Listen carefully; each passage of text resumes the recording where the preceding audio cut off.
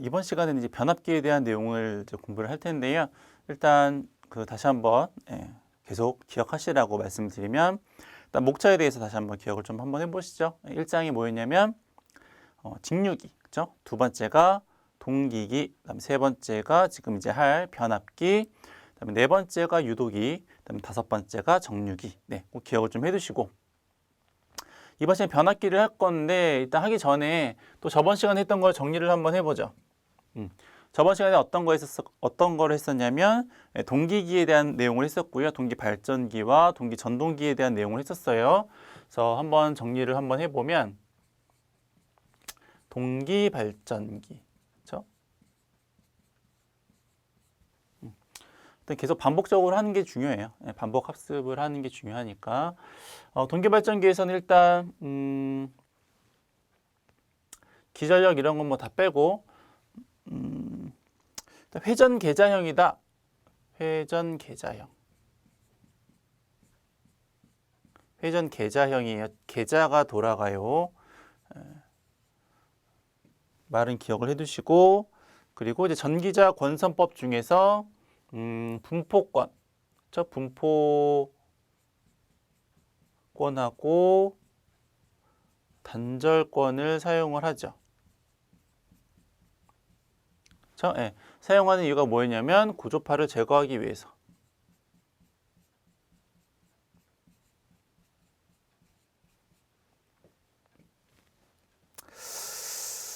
그리고 그 다음이 전기자 반작용.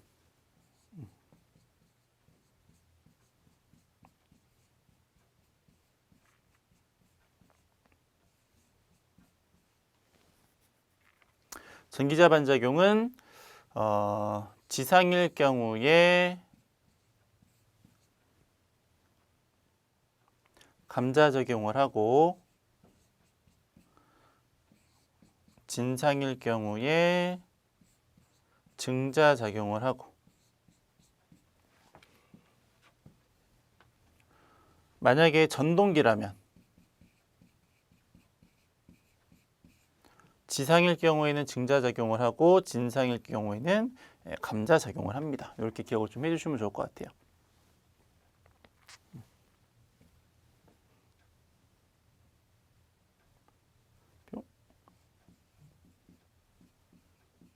발전기일 경우는 까만색이고 파란색은 이제 전동기예요. 그리고 포화율 이런 거는 뭐 그렇고, 단락비라는 게 있었죠. 단락비. 단락비라는 게 있어서 보통 KS로 표현을 하고, 얘는 이제 퍼센트 동기 임피던스 분의 1에 곱하기 100으로 표현을 하죠. 그래서 단락비가 크다라고 하는 게 의미하는 바가 기계가 크다, 그래서 철기계다, 안정도가 좋고 전압 변동률이나 아니면 전기자 반작용 이런 것들은 작고 동기 임피던스도 작고 이런 특성들이 있는 거 기억을 하시면 될 것 같고요. 그리고 병렬 운전.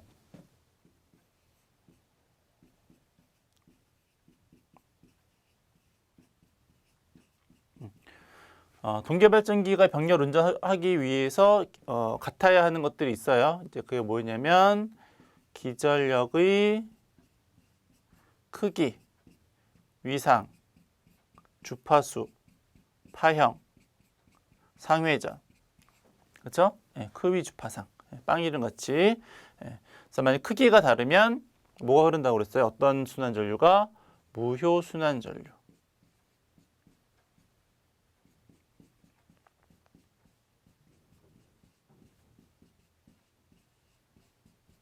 위상이 다르면 유효 순환전류. 그렇죠?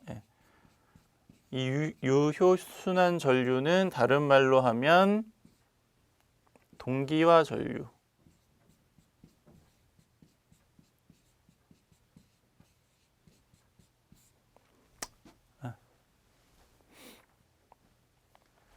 이게 이제 동계 발전기에 대한 기본적인 좀 암기를 좀 해주시면 좋을 내용이고요. 전기자 반작용 했고, 뭐 권선법 했고, 네. 그리고 그럼 동계 전동기에서는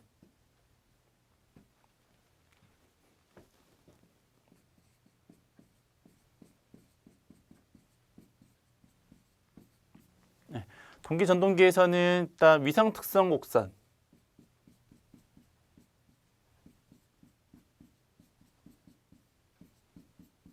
다른 말로는 V 곡선이라고 하는 것.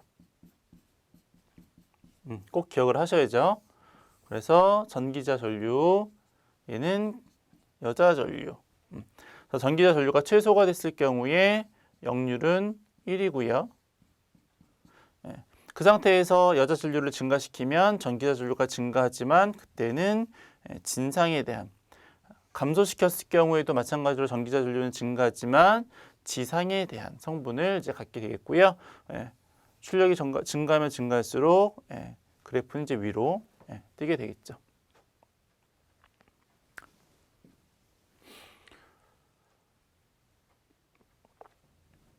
그리고 전기자 반작용은 앞에서 설명했으니까 넘어가고, 그래서 이 동기 전동기는 이제 어떤 특성이 있냐면 역률이 좋고, 효율이 좋고, 속도가 항상 일정하고, 동기 조산기로 사용을 할 수가 있고, 그렇죠?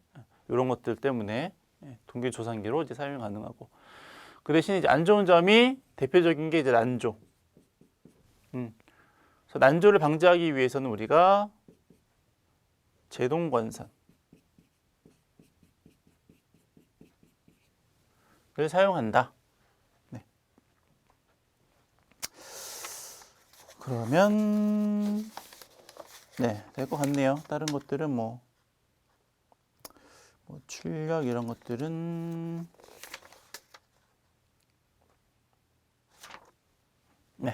뭐 이렇게 해서 넘어가면 될 것 같고요. 이제 그 다음에 이제 저희가 이제 공부를 하셔야 되는 것이 이제 변압기네, 변압기. 변압기. 일단 뭐 그림부터 한번 보시죠. 이렇게 생긴 게 이제 변압기죠. 구조는 되게 간단해요. 그래서 철심이 있고, 그렇죠? 철심이 있고, 1차 측에 건선이 감겨져 있고, 그다음에 2차 측에 건선이 감겨져 있고.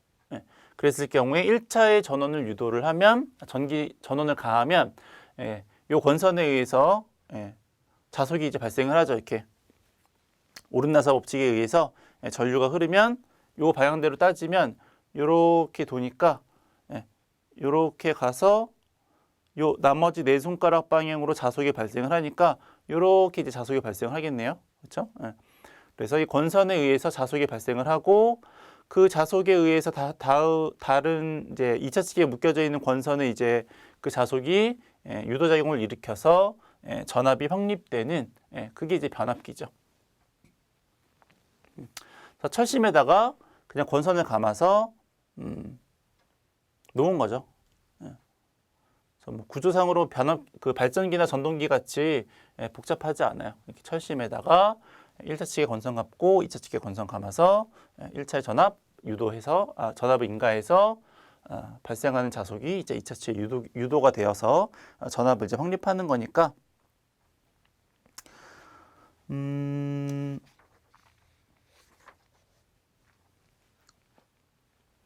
그랬을 경우에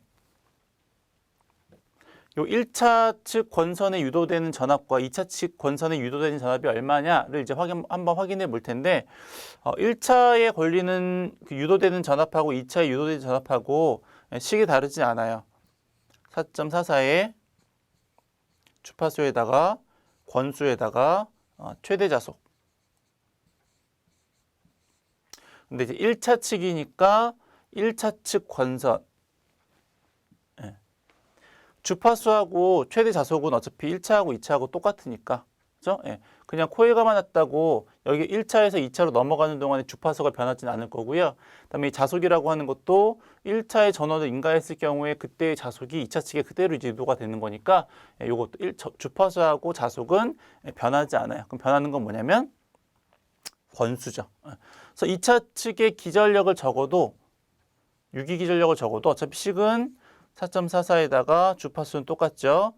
자속도 똑같아요. 그러면 다른 거는 2차 이제 건선이 되는 거죠. 그래서 얘를 두 개를 나눠 보세요. 그럼 똑같은 거는 없어지고, 주파수 없어지죠. 4.44 없어지고, 그럼 이제 남는 게 어떤 식이 남는 거냐면 2차 유기 기전력분의 1차 유기 기전력이 2차 권수분의 1차 권수다 이렇게 나오죠. 예, 얘가 뭐냐면 A라고 해서 얘가 권수비죠. 예, 변압기를 해석할 때에 너무너무나 중요한 권수비. 그래서 이 A라고 하는 권수비를 다시 한번 정리를 하면 식을 정리를 하면 V2분의 V1는 N2분의 N1는 전압하고 전류하고 반비례하니까 I1의 I2는 루트의 임피던스 2의 임피던스 1 이렇게 됩니다. 그래서 이거는 꼭 기억을 하셔야죠. 이 권수비를 모르면 변압기에 나오는 문제를 풀 수가 없고 해석을 할 수가 없어요. 계산 문제에 대해서 뭐 말로 나오는 문제들이야 뭐. 그래서 요 식은 이 권수비에 대한 내용은 꼭 기억을 좀 해두시고 주의하실 것은 전류하고 전압하고 이제 반비례하니까 2차분의 1차면 1차분의 2차 이렇게 보는 거죠. 그래서 변압기에서 여기 나오는 이제 숫자 아래 첨자로 되어 있는 거는 1차하고 2차, 1차 측, 2차 측 이렇게 기억을 하시면 되겠고요. 1차 측은 전원이 임가된 측, 2차 측은 이제 유도된 전압 혹은 이제 부하를 거는 쪽을 이제 2차 측이라고 부른다라는 것까지 기억을 좀 해두시면 좋을 것 같아요. 그래서 1차는 전원이 있는 쪽이고요. 그다음에 2차 측은 부하가 있는 쪽 이렇게 이제 보시면 되겠죠. 그래서 이 내용 꼭 기억을 좀 해두시면 좋을 것 같고요. 그래서 이제 요거를 실제적으로 이제 회로를 한번 그려보면 이렇게 됐어요.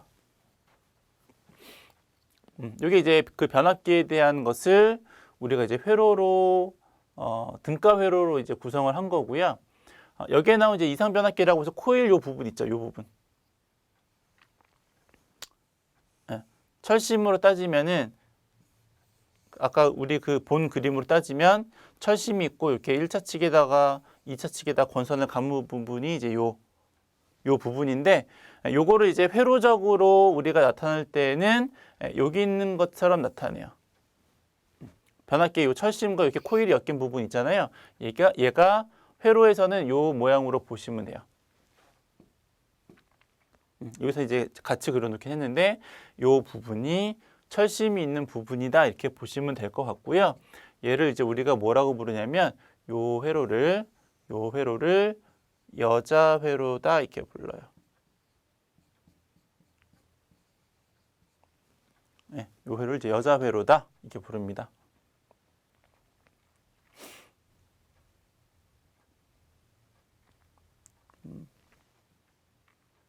그래서 그냥 그렇다고 이제 아시면 되고요. 그래서 어쨌거나 이제 요 이상적인 이제 등가 변압기, 아까 이제 그림으로 됐었던 거를 이제 보면은 이제 요러한 이제 그 그림이 되어지는데 마찬가지로 이제 여기 숫자 1로 쓴 거는 1차 측이고 2로 쓴 건 이제 2차 측이에요. 그래서 요것을 우리가 조금 더 회로를 조금 더 편안하게 해석하기 위해서 1차 측하고 2차 측을 이제 연결을 해버립니다. 그래서 요 그림이 요렇게도 그려져요.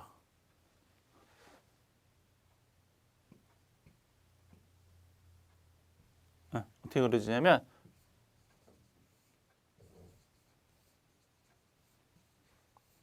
이렇게 부하가 있고 제일 끝에 이렇게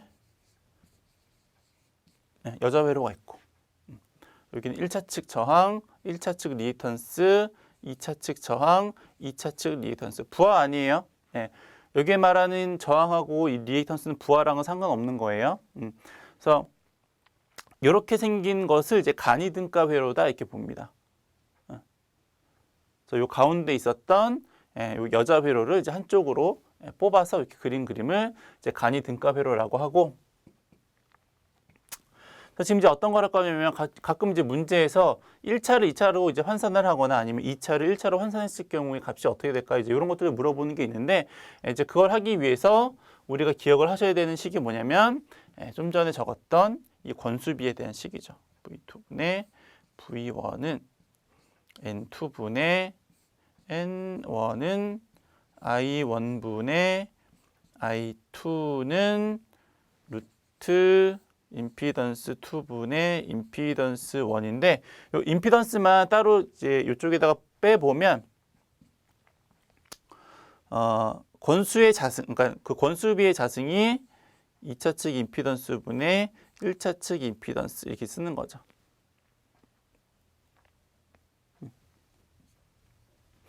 여기 쓰려고 좀 이렇게 좀 바꿨어요, 모양을. 그래서 어떤 거냐면 얘가 1차 측이라고 말씀을 드렸고 여기는 2차 측입니다.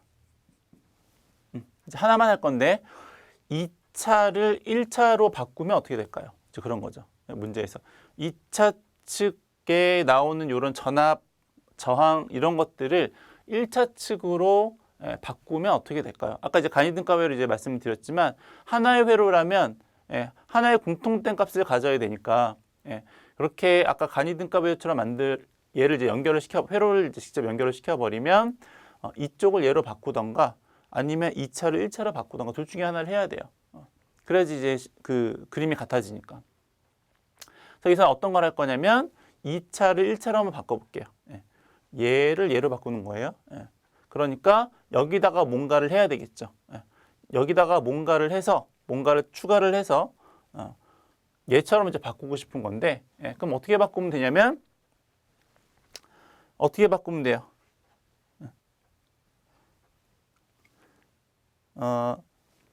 1차 측 임피던스는 얘가 넘어가면 A의 제곱의 2차 측 임피던스 이렇게 되는 거죠. 그러니까는 여기에 나오는 임피던스라고 하는 거는 저항에다가 리액턴스를 더한 값이죠. 그러니까 얘도 결과적으로는 요 값을 대입을 하면 되는 거죠. 그래서 2차를 1차로 바꾸고 싶으면 2차에다가 요만큼을 계산을 하면 돼요. 여기다가 A의 제곱 이렇게. 그럼 전류는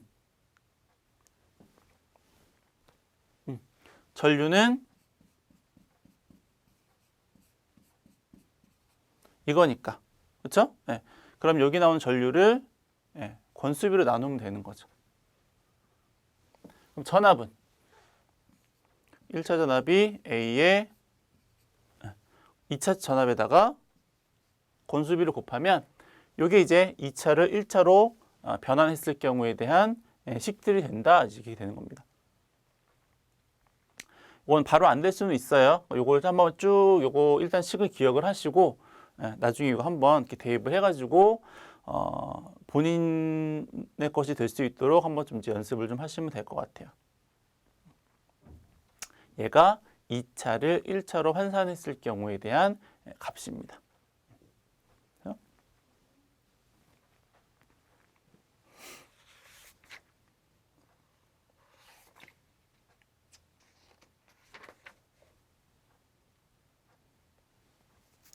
그러면 이제 등가 회로까지 됐고요. 그러니까 요거는 2차를 1차로 1차를 2차로 바꾸는 거 연습은 하시는데 어쨌거나 중요한 건 얘예요.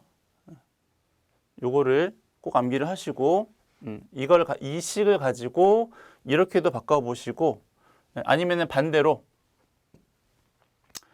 2차 측을 이렇게 놓고 이렇게도 한번 바꿔보시고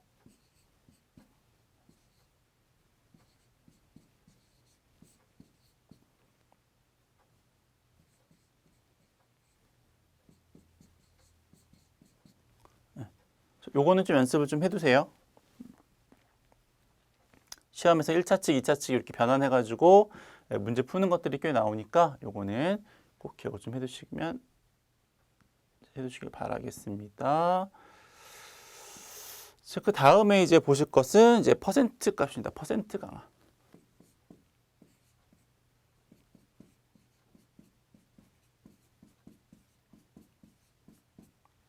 퍼센트 전압 강화, 퍼센트 강화법.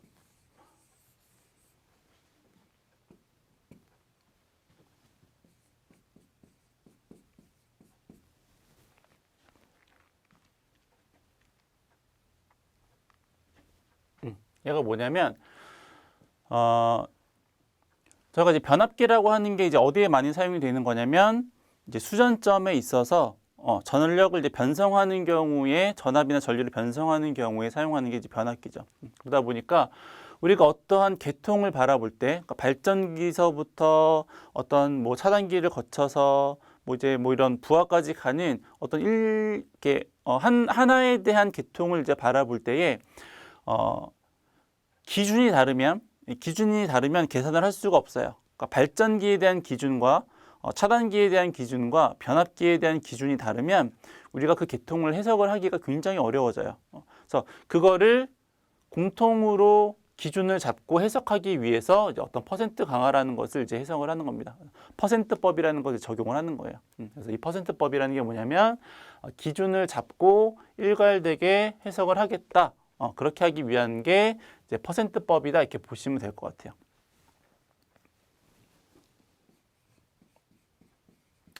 그래서 여기 이제 세 개가 나오는데 첫 번째가 뭐냐면 이제 퍼센트 저항 강화죠. 그래서 이 퍼센트 저항 강화는 말로 쓸까요?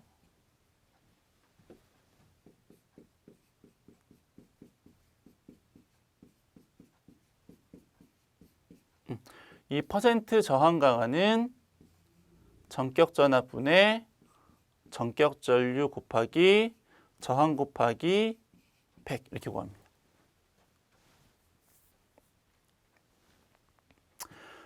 이제 퍼센트 리액턴스 강화와 퍼센트 임피던스 강화가 나올 텐데 다 똑같아요. 요 B는 다 똑같아요. 요 B는 똑같고 이 뒤에 저항이 들어가면 저항 강화고 리액턴스가 들어가면 리액턴스 강화, 임피던스가 들어가면 임피던스 강화 이렇게 되는 거예요. 두 번째 그냥 바로 쓸게 얘는 퍼센트 리액턴스 강화는 그럼 식이 어떻게 된다는 거냐면 전격 전압에다가 전격 전류에다가 리액턴스 곱하기 100 이런 식으로. 퍼센트 임피던스 강화는 전격 전압에다가 전격 전류에다가 임피던스 곱하기 100. 동기기에서 단락비했을 때 퍼센트 임피던스 나왔었잖아요. 그게 식이 이렇게 돼요. 전압에다가 전류 B에다가 임피던스를 곱하는. 그래서 이게 이제 퍼센트 강화법인데 요 식은 뭐 가끔 시험 문제 나오기도 하지만 어쨌거나 그냥 모양이 그냥 그렇구나라고 이제 보시면 되겠고요. 요거를 조금 응용을 해서 나온 게 뭐가 있냐면 전압 변동률. 그 전압 변동률을 이 앞에 나오는 퍼센트 강화법을 이용해서 식을 조금 이제 바꿔서 쓸 수가 있어요. 원래 이제 전압 변동률은 식이 어떻게 되냐면 2차 전격에다가 무부하에다가 전격 곱하기 100. 원래는 얘죠. 내가 이제 변압기니까는 전압 변동률이라는 거는 2차의 부하를 걸었을 경우와 걸지 않았을 경우에 대한 그 전압이 변하는 것을 이제 구하는 거기 때문에 이게 이제 2차 측을 이렇게 변압기에서는 다 쓰기는 해요. 어쨌거나 얘인데 얘를 이 퍼센트 강화법을 이용을 해가지고 식을 정리를 하면 P 코사인 세타 플러스 Q의 사인 세타로 쉽게 구할 수가 있어요. 이때 요 P는 퍼센트 저항 강화를 의미하고 요 Q는 퍼센트 리액턴스 강화를 의미합니다. 솔직히 요거는 요거를 이제 요 식을 쓰려고 퍼센트 강화를 얘기를 한 거예요. 변압기에서는 그러니까 다른 어떤 직류기나 동기기에서의 전압 변동률을 물어보면 요 위의 식을 쓰면 돼요.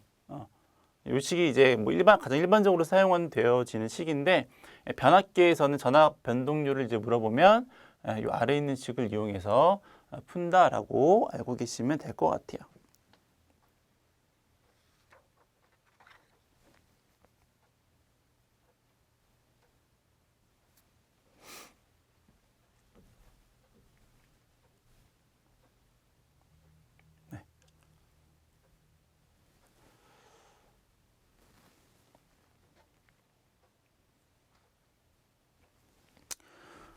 다음은 이제 손실과 효율에 대해서 이제 보도록 하죠.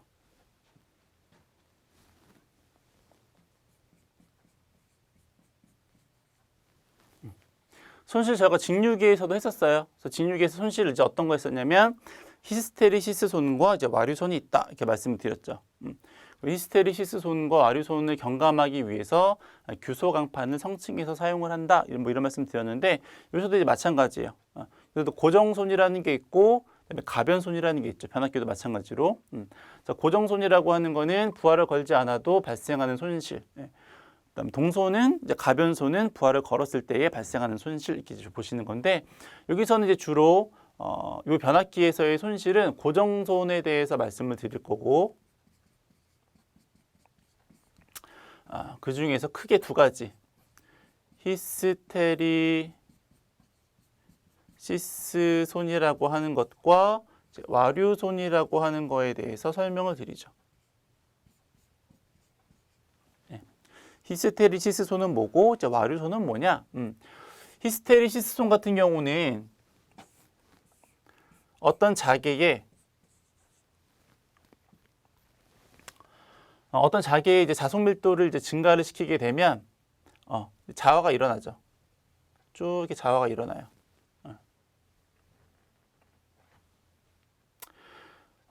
그런 이후에 자개를 감소시키면 이렇게 자속 밀도가 떨어지는데 이 떨어지는 속도가 원래 증가했던 속도대로 떨어지지 않고 약간 철심이 자화됐기 때문에 계속 잔류자속이 남듯이 이렇게 늦게 떨어진다 이거죠. 그것도 증가시키게 되면 또 바로 일자로 이렇게 증가하지 않고 남은 자속의 영향을 받아서 이런 식으로 증가하게 되고 요거를 이제 반복하게 되면서 이 면적에 대한 손실이 발생을 하게 되는데 이 면적에 대한 손실을 이제 뭐라고 부르냐면 히스테리시스 손이다 이렇게 부른다 이거죠. 그래서 뭐 이거는 뭐 이축 이거는 뭐 보자력이고 얘는 뭐 잔류자속이고 이런 건 이제 자기 학습 시간에 이제 보시면 되겠고 어쨌거나 이 면적에 대한 손실을 이제 없애야 되니까 이걸 없애기 위해서 우리가 어떠한 방법을 쓰냐면 얘를 없애기 위해서 이제 어떤 방법을 쓰냐면 철에다가 강판에다가 규소를 섞죠. 그래서 규소 강판을 사용을 합니다. 철에다가 규소를 섞는 거예요. 한 3% 정도 섞는다고 하는데 그렇게 해서 이제 없애는 게 이제 히스테리시스 손. 그렇게 하면 좀 이제 경감이 되는 거. 그 대신에 좀 물러지겠죠. 철에다가 규소를 섞었으니까. 와류손은 이제 어떤 거냐면 와류손은 자속이 지나갈 때 이 자속이 지나가는 방향으로 이렇게 소용돌이 전류가 발생을 해요. 자속이 지나갈 때 이렇게 소용돌이 방향으로 전류가 발생하는데 걔를 이제 와류다라고 이제 표현을 하고요. 그럴 때 손실을 이제 와류손이다라고 이제 부릅니다. 근데 이런 이제 와류손은 철판의 두께와 관련이 있기 때문에 얘는 철판의 두께를 되도록이면 얇게 만드는 게 좋아요. 그래서 얇게 만들어서 그 판에다가 절연물 또 판에다가 절연물 이런 식으로 이렇게 덧대어서 층층이 쌓아서 만드는 게 있는데 그걸 우리가 뭐 한다라고 하는 거냐면 성층한다 이렇게 부르죠. 얇은 판을 계속 첩첩첩첩 이렇게 쌓아 올려서 만드는 것을 이제 우리가 성층한다 이렇게 불러요. 그래서 우리가 이 변압기에서 손실 혹은 이제 직류기나 다 마찬가지인데 고정선을 없애기 위해서는 규소 강판을 성층해서 사용하면 우리가 고정선을 이제 좀 줄일 수 있다, 억제할 수 있다 이렇게 보는 거죠. 또 하나 이 히스테리시스 손이라고 하는 것을 식으로 쓰면 이제 개수 이런 거 빼고 히스테리시스 개수 이런 거 빼고 보통 이제 어떻게 쓰냐면 주파수에다가 자속 밀도의 1.6배에서 2배 정도라고 이제 보통 표현을 합니다. 그래서 별다른 말이 없으면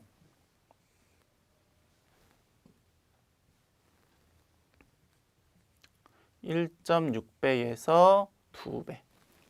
그래서 별다른 말이 없으면 이 히스테리시스 손은 주파수하고 이제 비례하는 관계에 있어요. 별다른 말이 없으면. 근데 이 식이 어떻게 정리를 할 수 있냐면 변압기에 대한 식을 보시면 4.44에다가 주파수에다가 권수에다가 자속 밀도 이렇게 말씀을 드렸잖아요. 결과적으로는 이 주파수와 자속 밀도의 곱이라고 하는 것은 전압과 비례하는 관계가 있는 거죠. 권수가 일정할 경우에. 4.44도 어차피 상수고 권수가 일정하다라고 했을 경우에 어차피 변압기 한번 만들면 권수 바꾸지 않잖아요. 물론 뭐 이렇게 절제 스위치 같은 거 탭 이런 거 달아가지고 이제 권수비를 바꾸긴 하지만 그건 일단 제외하고, 일단 기기를 한번 만들었다면 거기 들어가는 권수는 변하지 않는 거니까 결과적으로는 이 전압이라고 하는 거는 주파수하고 자속하고의 어떤 비례 관계가 있다, 이제 그런 거죠. 그래서 요거를 식으로 다시 한번 쓰면 이렇게도 쓸 수가 있어요.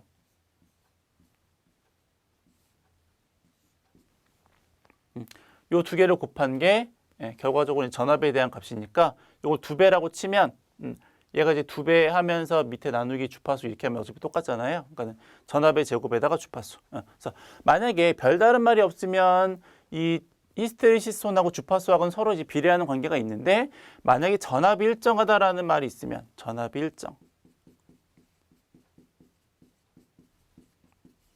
전압이 일정하다라는 말이 있으면 히스테리시스톤은 주파수하고는 반비례하는 관계가 있습니다. 그걸 좀 주의해서 보시면 될 것 같아요. 그래서 별다른 말이 없으면 비례지만 전압이 일정하다라는 말이 있으면 요거는 서로 이제 반비례하는 관계가 있다. 주파수하고. 와류소는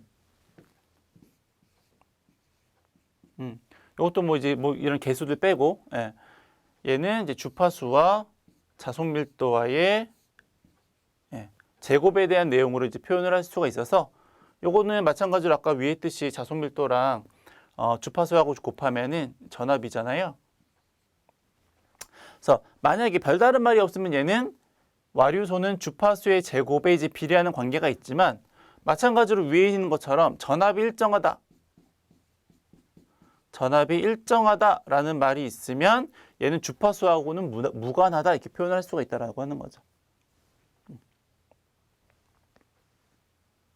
그래서 이 손실에 대해서는 이 히스테리시스 손이 이제 규소 강판을 사용하면은 이제 또 와류손을 성충하게 되면 이 고정손을 좀 줄일 수 있다, 없앨 수 있다 이렇게 보시면 될 것 같고요.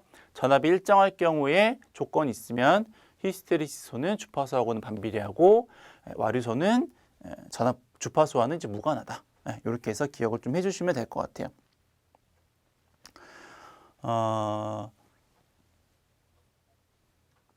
그렇죠. 뭐 동소는 이제 아이자승이 아니니까 이제 그건 특별한 건 없고, 손실과 효율. 이것도 앞에 진유기에서 했던 거죠. 실측 효율 말고 실제로 측정하는 거 말고 규약 효율, 손실이나 이런 것들을 미리 측정해 놓고 효율을 이제 측정할 수가 있는데, 그때 이제 우리가 효율을 규약 효율 이렇게 말한다라고 이제 말씀을 드렸고, 전동기하고 이제 발전기하고 좀 달랐어요. 근데 변압기도 출력이 중요한 거죠. 얼마만큼의 변압기의 용량, 출력을 낼 수 있는가가 이제 중요한 거기 때문에 얘도 규약 효율을 쓸 때 출력에 대한 식으로 씁니다. 입력 대 출력이니까 출력에다가 입력 대신에 출력 더하기 손실 이렇게 되는 거죠. 근데 이 손실이라고 하는 거 아까 앞에서 이 손실이라고 하는 거는 고정손이 있고 가변손이 있다라고 했으니까, 그렇죠? 고정손이 가변손이 있는 거니까 이 손실이라고 하는 거는 고정손 더하기 가변손인데, 고정손의 가장 대표적인 게 뭐냐면 와류손과 히스테리시스손으로 그 표현이 되는 철손. 가변손에서의 가장 대표적인 건 뭐냐면 동손이죠.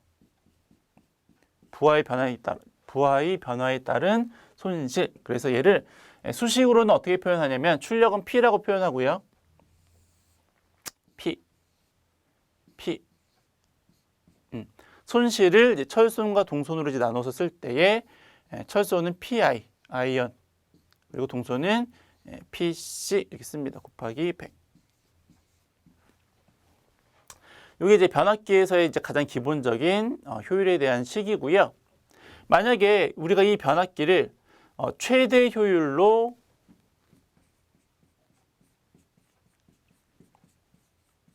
운전하고 싶다. 라고 한다면 어차피 전류는 다 동일하니까 결과적으로는 여기에 나오는 이 철손과 동손이 같으면 효율이 이제 최대가 되는 거죠. 이런 경우. 최대 효율의 조건이 뭐냐면 고정 철손과 가변선, 동손이 같은 경우. 근데 실제적으로 이제 이렇게 문제가 나오기도 하지만 보통은 만약에 시험 문제에서 나온다면 이렇게 나와요. 이 변압기에 얼마에 대한 얼마만큼의 부하를 걸었을 때 그래야지 이 변압기를 최대 효율로 운전할 수 있을까 이렇게 물어봅니다. 그러면 우리가 여기 나오는 효율을 조금 바꿔야 돼요. 어떻게 바꾸냐면 부하를 얼마를 걸지는 모르겠지만은 n분의 1이라고 이제 우리가 부하를 보통 표현을 해보죠. 그래서 여기서 n분의 1은 이런 거예요. 부하를 100% 다 걸면은 1, 부하를 반만 걸면 2분의 1. 이제 그걸 표현하기 위해서 n분의 1이라고 표현을 한 거고요. 이 부하라고 하는 거는 부하 전류하고 서로 비례하는 관계가 있다 보니까 그렇죠?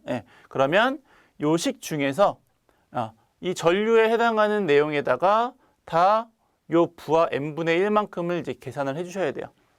그래서 식이 이렇게 되겠네요.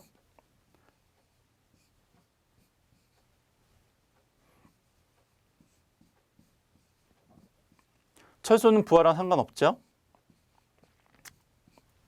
동손이라고 하는 거는 I 자승이 R이니까는 얘는 전류의 제곱만큼 관계가 있는 거니까 부하도 제곱만큼.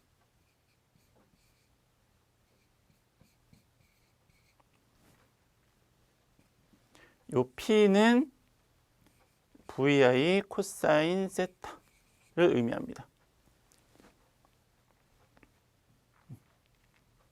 그래서 요 식에서 보면 어차피 이 철손, 고정손과 가변손이 같아야지만 최대 효율이 되는 거니까 그러면 얼마만큼의 부하를 걸까요? 요 n분의 1만큼의 부하가 얼마일까요를 알고 싶으면 얘를 이제 0으로 놓고 표현을 하는 거죠. 그래서 요거를 두 개를 같아서 없애버린다고 치고 넘겨서 이렇게 넘기면은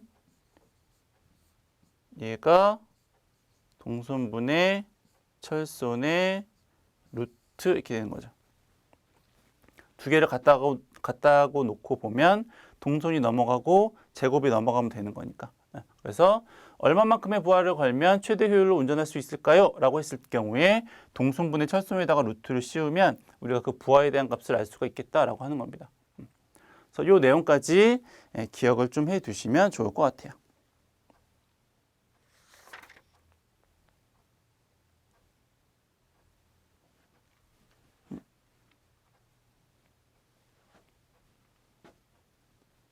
거꾸로 썼나요? 잠깐만요. 여기 지우고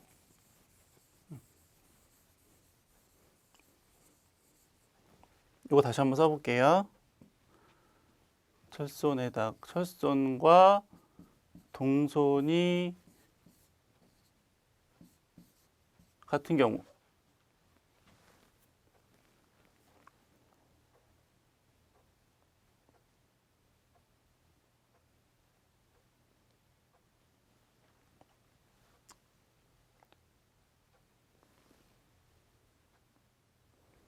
그렇죠? 넘어가면